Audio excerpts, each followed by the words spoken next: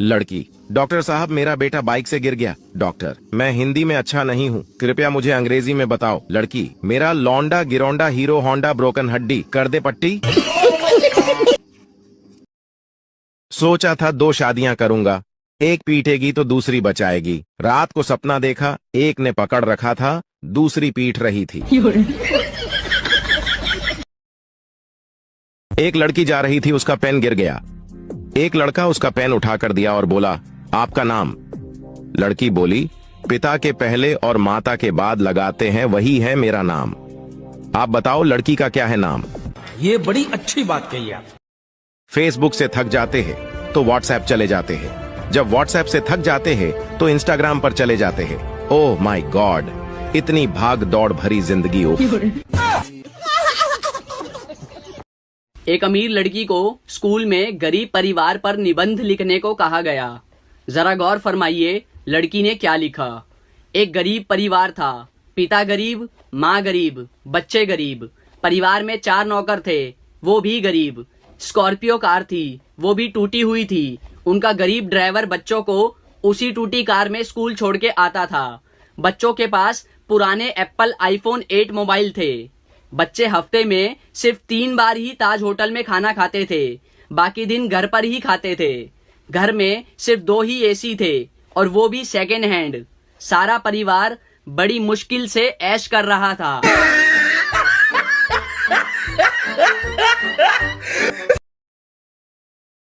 CBSE, UPSC, दिन में soda रात को लस्सी। ICSE, NTSE, गोल करेंगे रोनाल्डो मेसी। बोर्ड एग्जाम में होने वाली है सारे बच्चों की ऐसी की तैसी। चिंता ता चिता चिता चिंता ता ता।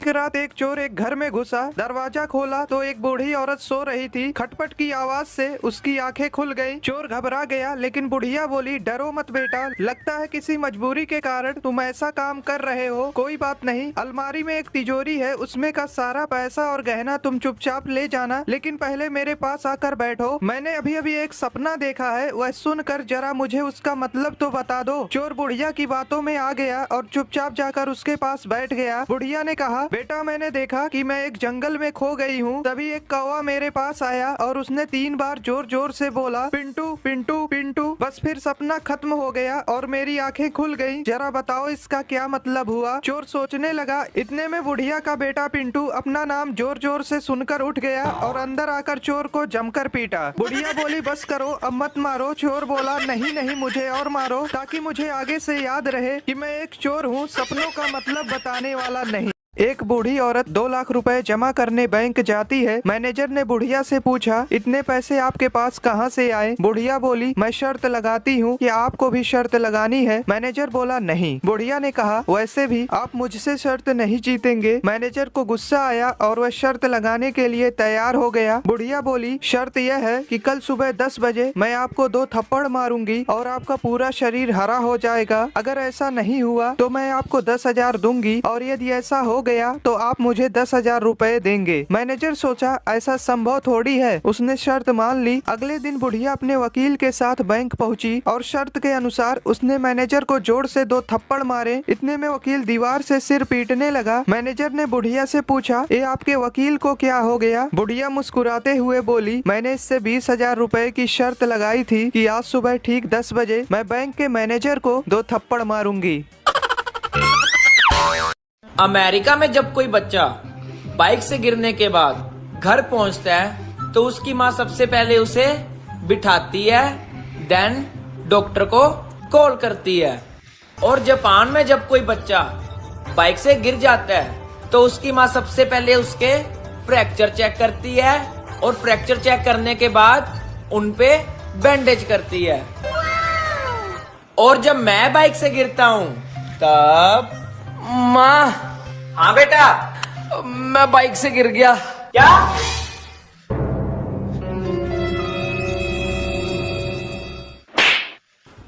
चला बाइक।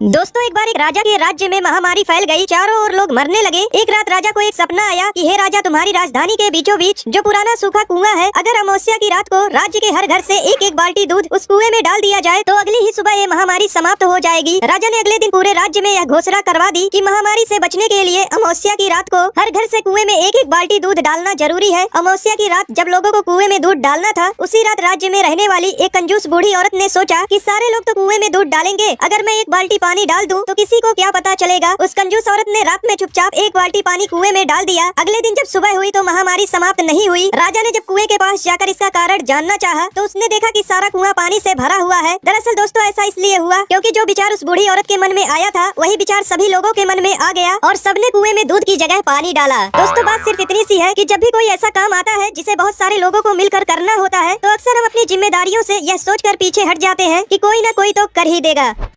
भारत में लोग हेलमेट नहीं पहनेंगे, लेकिन फोन पर कवर और स्क्रीन गार्ड जरूर लगाएंगे। चाहे अपना सर फूट जाए, लेकिन मोबाइल को कुछ नहीं होना चाहिए।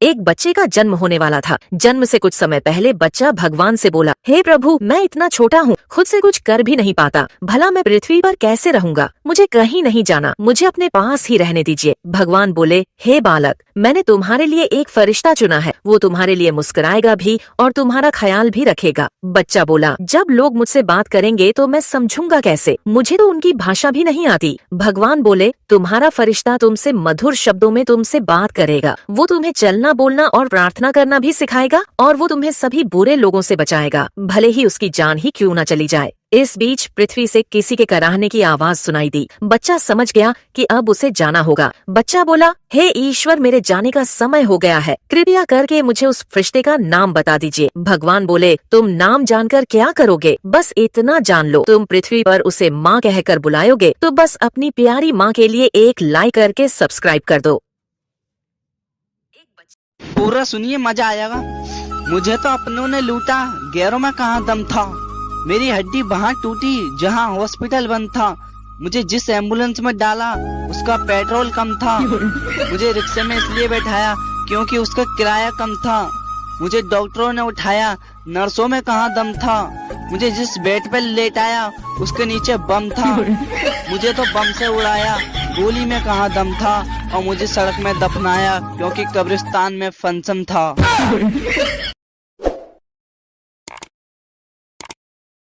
सुबह ब्रश किया तो टूथपेस्ट में लौंग थी, फिर चाय पी उसमें भी लौंग थी, दोपहर में दाल खाई उसमें भी लौंग थी, रात को बिरयानी खाई उसमें भी लौंग थी, सोने से पहले पान खाया उसमें भी लौंग थी। अरे तो कहना क्या चाहते हो? It's been a long day.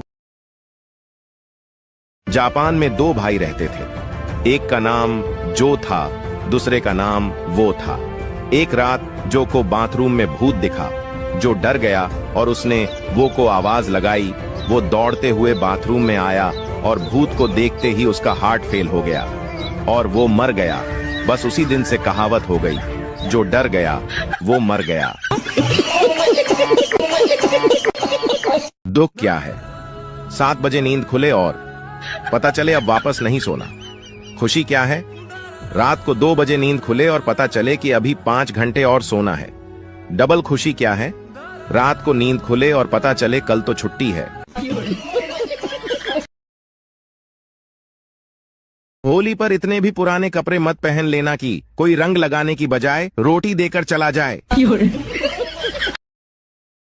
एक माँ ने अपने बच्चे से मार्कशीट मांगी। बच्चे ने मार्कशीट दिखाई जिसमें उसे गणित में 100 में से 90 अंक प्राप्त हुए थे। माँ ने मार्कशीट देखी और उसे जोर जोर से पीटने लगी। फिर बोली, तुम कब से इतने समझदार हो गए? जरूर तुमने 9 के 90 करे हैं। जीरो अपने आप पढ़ाते हो। बोल बोल कर बस उसे पीटे ही जा रही थी और बच्चा बेचारा रोए जा रहा था। बच्चा हाथ जोड़ जोड़ कर बोल रहा था कि माँ मैंने 0 नहीं बढ़ाया, मगर माँ कुछ सुनने के मूड में नहीं थी और उसे बस पीटे ही जा रही थी। 3 साल बाद माँ ने अपने बच्चे से फिर से पूछा कि सच सच बताओ तुमने 0 बढ़ाया था? बच्चे ने कहा नहीं माँ, मैंने 0 नहीं बढ़ाया था। माँ ये सुनकर फिर से गुस्सा हो गई और बच्चे को पीट कर चली गई। फिर बच्चा रोते हुए बोला कि दोस्तों मैंने 0 नहीं बढ़ाया था, मैंने तो 0 के आगे 9 बढ़ाया था।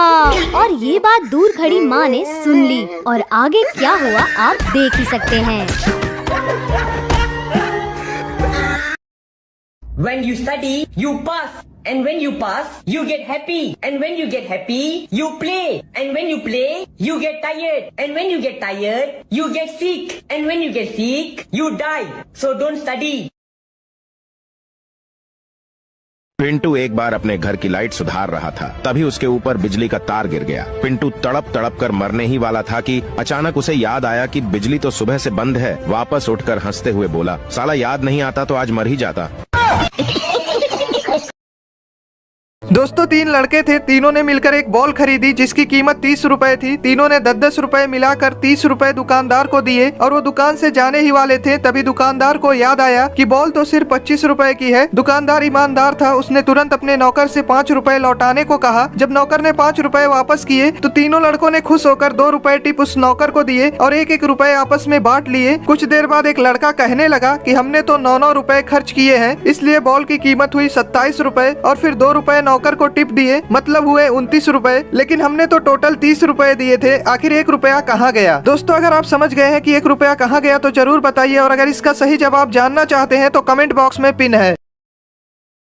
दोस्तों 2 लड़के लड़की शादी करना चाहते थे, लेकिन लड़की का बाप चाहता था कि शादी ना हो, इसलिए उसने लड़के के सामने एक शर्त रखा कि अगर बारात में कोई भी बूढ़ा आदमी आया तो शादी नहीं होगी। लड़के ने मजबूरी में शर्त मान ली। जब बारात लड़की के घर जाने के लिए निकलने वाली थी, तभी लड़के के नाना ने कहा मैं भी जाऊंगा बारात। लोगों ने समझाया कि अगर आप गए तो शादी नहीं होगी। नाना बोले चाहे कुछ भी हो लेकिन मैं जाऊंगा। लोगों ने फैसला किया कि बूढ़े नाना को डिग्गी में बैठा लो, लेकिन उन्हें बाहर मत निकालना। नाना को डिग्गी में डाल दिया गया। जब बारात पहुंची तो लड़की के बाप ने फिर से टांग अड़ा दी और लड़के से कहा शादी तभी होगी जब तुम पास के इस तालाब से पानी की जगह दूध बहवा दो। बारातियों ने कहा यह तो पॉसिबल नहीं है। बारात वापस आने लगी, तभी नाना ने डिग्गी से आवाज लगाई, बस इतनी सी बात के लिए तुम सब वापस जा रहे हो? जाओ जाकर लड़की के बाप से कह दो कि हमने दूध का इंतजाम कर लिया है, आप तालाब का पानी खाली करा दो। दोस्तों भारत पाकिस्तान के बीच जो लड़ाई हुई उसमें कुछ भी अच्छा नहीं हुआ, लेकिन एक चीज जो अच्छी हुई वो ये हुई कि हमें पता चल गया हमारे देश के लिए कौन कौन वफादार है। इस 6 दिन की लड़ाई में भारत के हर नागरिक ने इंडियन आर्मी का बहुत साथ दिया, पर एक सेक्शन और था ऐसा जिसने पूरे भारतीयों का साथ दिया, वो थे हमारे इन्फ्लुएंसर्स। हाँ, इस लड़ाई में हमारी इंडियन मीडिया ने काफी झूठी खबरें फैलाई, लेकिन अगर हमारे इन्फ्लुएंसर्स नहीं होते तो हम भी पाकिस्तान की तरह झूठी बातों में उलझ कर रह जाते। लोगों ने मीडिया से ज्यादा वीडियो क्रिएटर्स की सुनी। लिटरली पाकिस्तानी एक्टर्स हारने के बाद भी विक्ट्री परेड निकाल रहे हैं, पर हमारे एक्टर्स तो सारे चुप रहे और कुछ इन्फ्लुएंसर्स भी चुप रहे ताकि उनकी ऑडियंस न चली जाए। पर जो बोले उन्होंने हमें एक हौसला दिया और ऐसे वक्त में हिंदू मुस्लिम करने से रोका। एक नया फोन लेकर उसकी अनबॉक्सिंग वीडियो बना देना, चाची को साड़ी दिला देना या फिर वीडियो कॉल पे एक दूसरे को गाली दे देना। अगर तुम्हारी नजर में कंटेंट इसे कहते हैं तो जाकर प्यार से फॉलो करो। पर चलो आओ थैंक्स बोलते हैं उन लोगों को जिन्होंने ऐसे वक्त में हमारे देश का साथ दिया। कमेंट्स में उस इन्फ्लुएंसर को, उस वीडियो क्रिएटर को टैग जरूर करना जिसने आपको सबसे ज्यादा होप, जिसकी वीडियो आपने सबसे पहले देखी और जिसने आपको सही इन्फॉर्मेशन दी। भेज दो सबको ये वीडियो। इंग्लिश की क्लास में गोलू लेट पहुंचा। English teacher, Golu why are you so late? Golu, madam वो ना। Teacher, Golu speak in English. Golu, madam my car was फसिंग इन कीचड़, नो हिलिंग नो डुलिंग, ओनली भुर्र भुर्र करिंग। दोस्तों एक कसाई के घर चूहा, कबूतर, मुर्गा और बकरा रहते थे। एक दिन कसाई चूहा पकड़ने के लिए एक चूहादानी ले आया। जब चूहे को यह बात पता चली तो वह भागा भागा कबूतर के पास गया और बोला, बहन मेरी मदद करो, कसाई चूहादानी लाया है, उस चूहेदानी को कहीं दूर फेंक आओ। कबूतर बोली, चूहेदानी से मुझे क्या खतरा, मैं क्यों फेंकूं? अब चूहा मुर्गे के पास गया। मुर्गा हंसकर बोला, ये तो मेरी समस्या नहीं है, तुझे खतरा है, तू जाकर फेंक। बेचारा चूहा दौड़ते हुए बकरे के पास गया। बकरा बोला, चूहेदानी में मैं थोड़ी फंसने वाला, मैं ऐसा बिल्कुल नहीं करूंगा। निराश होकर चूहा अपने बिल में चला गया। रात को अचानक खट की आवाज आई। कसाई की बीवी को लगा कि चूहा चूहेदानी में फंस गया है। वह चूहेदानी के पास जा रही थी, अचानक उसे सांप ने काट लिया। कसाई अपनी बीबी को वैद्य के पास ले गया। वैद्य बोला, इसे कबूतर का सूप पिलाओगे तो ठीक हो जाएगी। कसाई ने कबूतर का सूप बनाकर अपनी बीबी को पिला दिया। उसकी बीबी ठीक हो गई। कसाई ने अपनी बीबी के ठीक होने की खुशी में मुर्गे को काटा और खा गए। जब पड़ोसी को पता चला कि उनकी पत्नी ठीक हो गई है तो सब पार्टी मांगने घर आए और कसाई ने पार्टी में बकरा बनवा दिया। दोस्तों, यह वही कबूतर, मुर्गा और बकरा थे जो चूहे के मुसीबत के समय में उसका साथ देने के बजाय उसका मजाक उड़ा रहे थे, क्योंकि उन्हें सिर्फ यही लगता था कि यह सिर्फ चूहे की प्रॉब्लम है।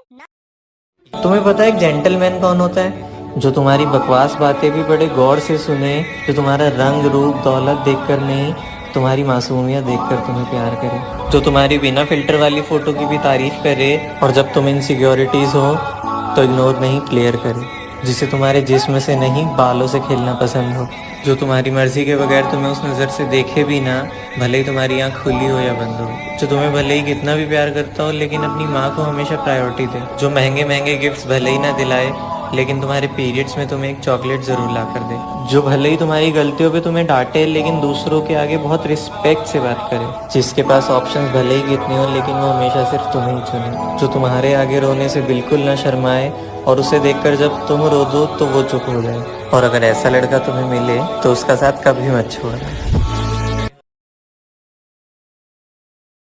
एक पिता अपनी बेटी के लिए लड़का देखने गया। उन्होंने लड़के के पिता से पूछा, छोरो काई करे है? लड़के के पिता ने कहा, सीए है। उन्होंने पूछा, छोरा की बहन काई करे है? पिता ने कहा, वाह भी सीए है। उन्होंने फिर पूछा, छोरा की माँ काई करे है? पिता ने कहा, वाह भी सीए है। उन्होंने फिर पूछा, अरे वाह, सब सीए है, मतलब आप भी सीए ही होंगे? लड़के का पिता, ना ना, मैं तो घाघरा ब्लाउज कटिंग करूं, ये सब लोग सीए हैं।